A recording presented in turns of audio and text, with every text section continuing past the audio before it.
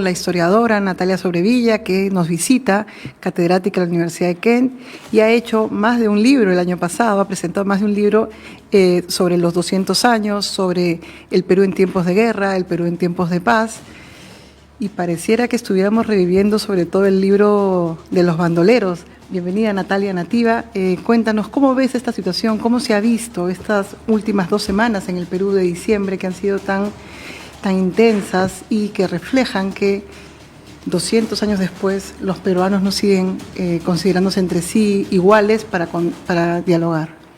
Muchas gracias, Pao, por la invitación. Es para mí un gusto estar aquí con ustedes en Nativa y poder reflexionar un poco sobre la situación actual. Yo creo que estamos ya a un mes de una crisis política muy profunda.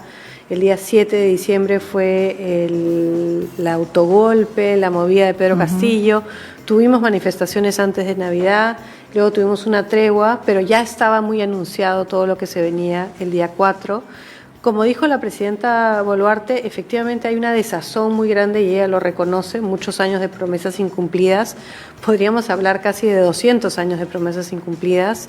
¿Qué le ha traído realmente la República a ciertas regiones? Hay incluso las propuestas, las ideas, un poco exageradas en algunos casos, de una República del Sur, que además no es una novedad. Las diferencias históricas entre el norte y el sur del Perú son muy grandes. Hace 200 años el sur del Perú seguía, toda la zona que ahora está en el centro de la convulsión, seguía siendo parte de la corona española, mientras que el norte y el centro del Perú eran independentistas, pero se dividieron en 2 repúblicas independientes en ese momento, en el año 23. Estamos entrando al bicentenario del año más convulso de nuestra independencia peruana. Tenemos 2 campañas e intermedios, derrotas en las batallas de Moquegua, de Torata, una victoria en Cepita, las relaciones tan importantes históricamente entre el Perú y Bolivia. Entonces hay muchos elementos de lo que está sucediendo ahora que nos recuerda lo que sucedió hace 200 años en el Perú.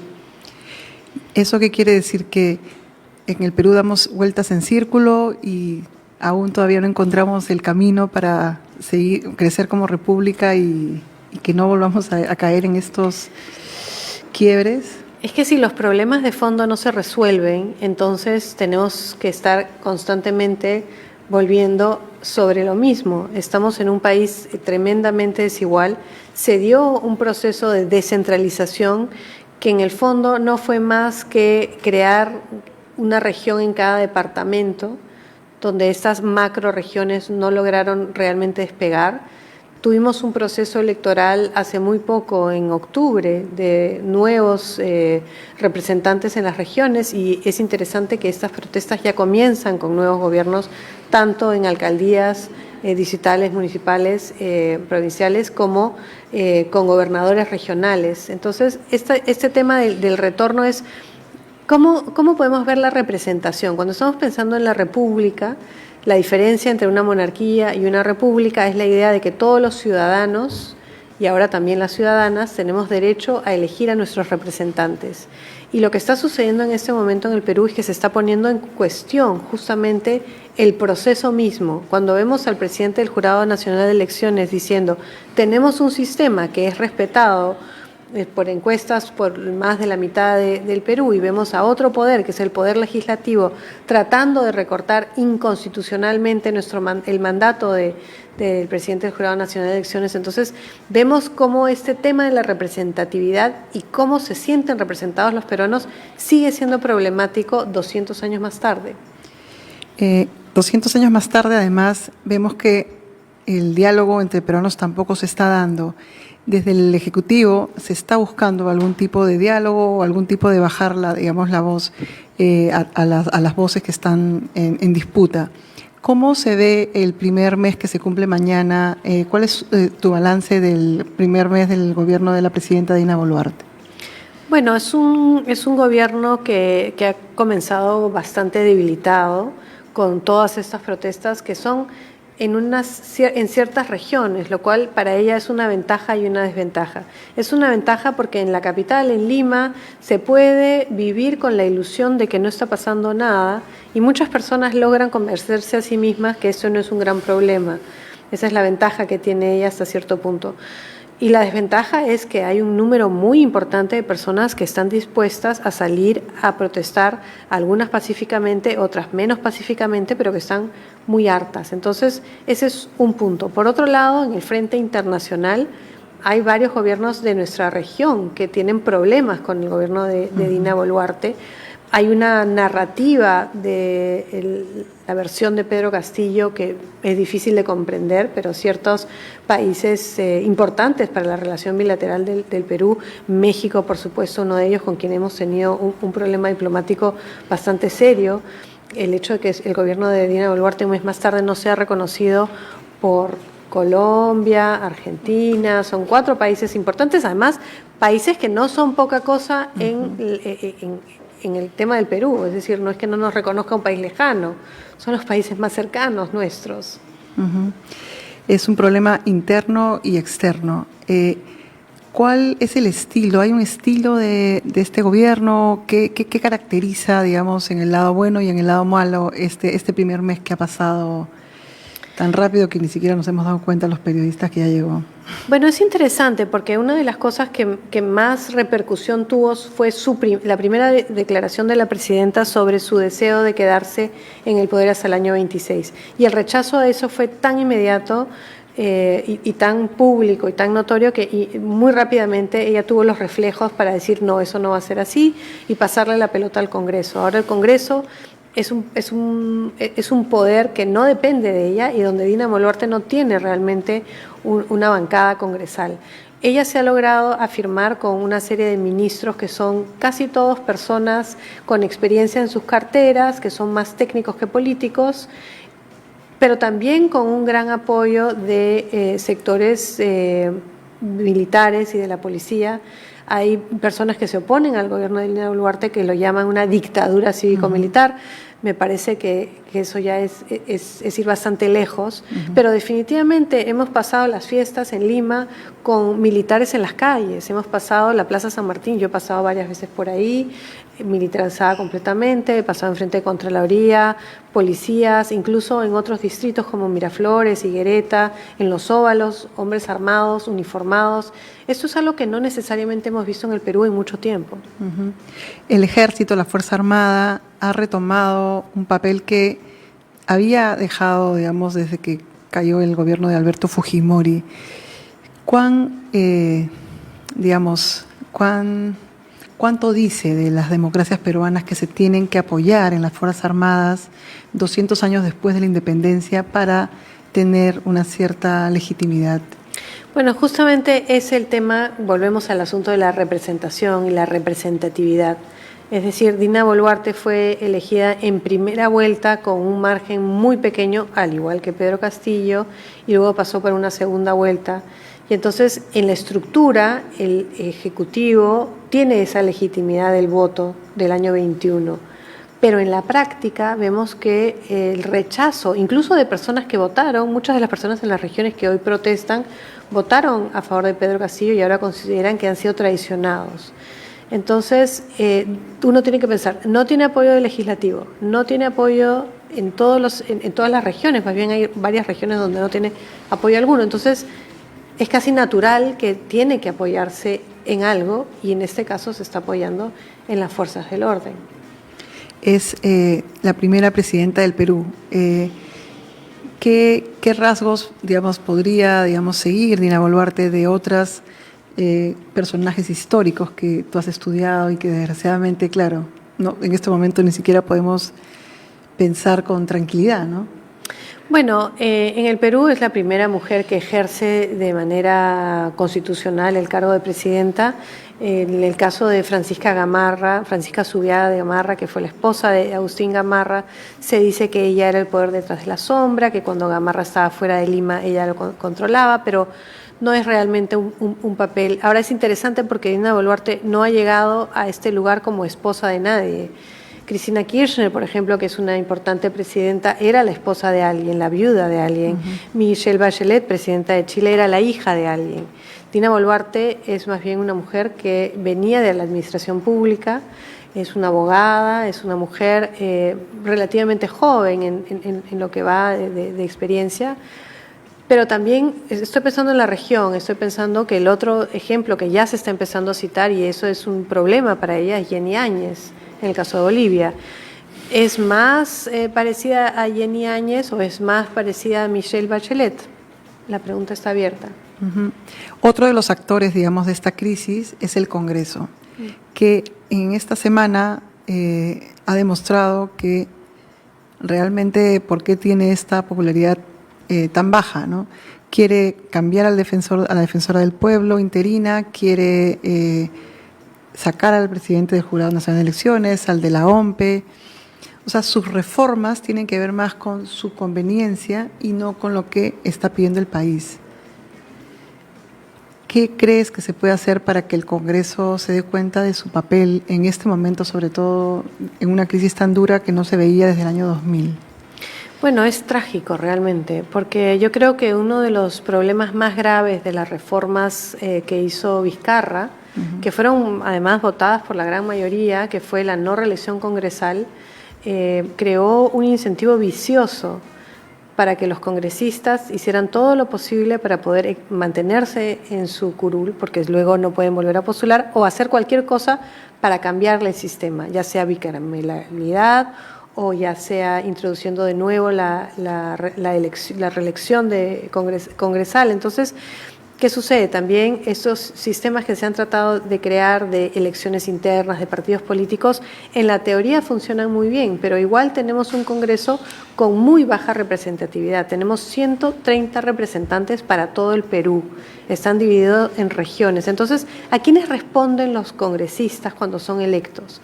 ¿Responden realmente al electorado, a las personas que los pusieron ahí? Porque esa es la teoría de para qué funciona un Congreso, que nosotros tenemos a quien nos representa.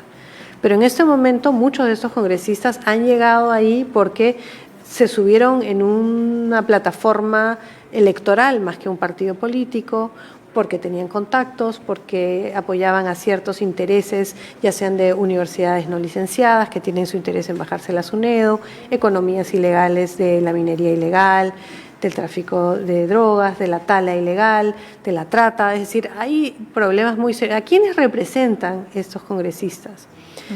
¿Cómo se van a dar cuenta de eso? Esa sí es una pregunta muy abierta y muy peligrosa, porque si por un lado Dina Boluarte está tratando de poner orden, a ella no le corresponde decidir o organizar las elecciones, eso le corresponde al Congreso, que tiene que hacer cambios, que tienen que pasar 2 legislaturas, toda una serie de propuestas, y no se ve la celeridad, se ve justamente un interés en asegurarse que esos poderes del Estado, que son la OMPE, el Jurado Nacional de Elecciones, la Defensoría del Pueblo, se debiliten, y ese es un problema. ¿Cómo se hace desde Lima para reconocer lo que se llama el voto identitario, ¿no? Lo que sería la República del Sur, para reconocer que cuando se votó por el expresidente Alejandro Toledo, cuando se votó por el expresidente Ollanta Humala y cuando se votó por Pedro Castillo, no necesariamente votaban por el mensaje, sino porque había una identificación y había un pedido no satisfecho de cambio? ¿Cómo se explica y por qué es tan difícil a veces de entender el apoyo a Pedro Castillo, a pesar de lo que ha hecho este golpe de Estado fallido, a pesar de todo lo que, digamos, de la ineptitud que demostró en el gobierno? ¿Cómo se le explica a los que no entienden qué pasa detrás?